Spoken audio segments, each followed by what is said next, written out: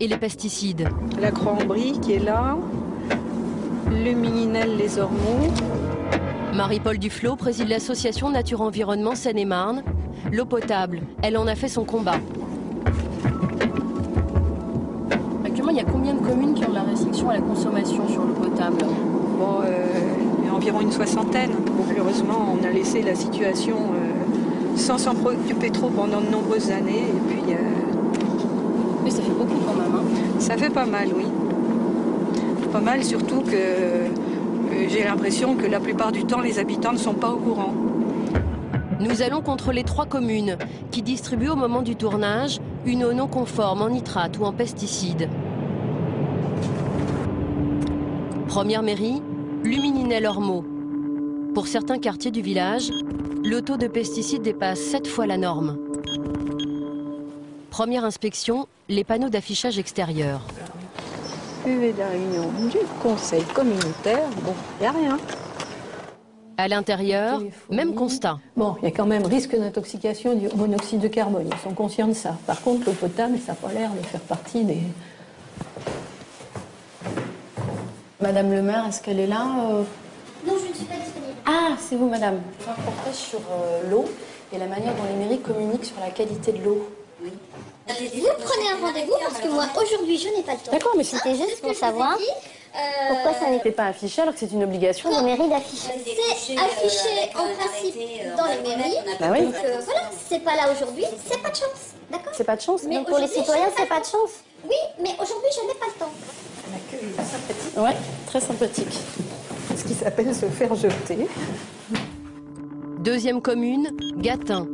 L'eau est au-dessus de la norme de 50 mg par litre pour les nitrates et 6 fois plus pour les pesticides. Bonjour. Je suis Sophie Le Gall, je suis journaliste pour France 3. Oui. Bonjour monsieur. Bonjour. En fait, on réalise un reportage sur l'eau du robinet. Et puis là, on fait un petit tour des mairies dans le coin pour voir un peu comment ils communiquent auprès de leur population sur la qualité de l'eau. Ah bah vous êtes tombé sur la bonne mairie. Pourquoi? Je suis monsieur Pichot, le maire de Gatun. Vous pouvez nous montrer un peu en termes d'affichage ou de communication à la population comment vous procédez? Les relevés. Ah, ils sont dehors. Les analyses ne sont affichées nulle part. Et vous savez que c'est obligatoire d'afficher en mairie? Oui, je sais. Mais pourquoi ça n'a pas été fait alors? Ah, madame, pourquoi que ça n'a pas été fait, pourquoi que c'est fait, pourquoi que c'est... Vous savez, je vous le dis, je vous le répète, on n'a aucun malade, aucun mort. Des fois, je blague avec les gens, l'eau. Mais on n'a pas grand-chose, nous. Enfin, c'est beaucoup. C'est les pesticides et qu'on a. Et les nitrates. La secrétaire vient de sortir ce document d'un tiroir. Il confirme bien des dépassements en nitrates et en pesticides. Voilà. Et là, par exemple, il y a des restrictions à la consommation là, sur Non. ces relevés? Si, bien sûr. Ah non, mais que les femmes enceintes et puis les nourrissons, oui. Les nitrates et les pesticides sont reconnus maintenant par tout le monde comme étant d'origine agricole. Qu'est-ce que vous connaissez faut arrêter de dire ça, faut arrêter. Alors là, vous allez me mettre en colère, là. Parce que... Pas de chance, le maire est un ancien agriculteur. Les agriculteurs sont quand même responsables en partie de ces taux de pesticides et de nitrates élevés dans l'eau quand même. Oui, mais je vous dis pas le contraire.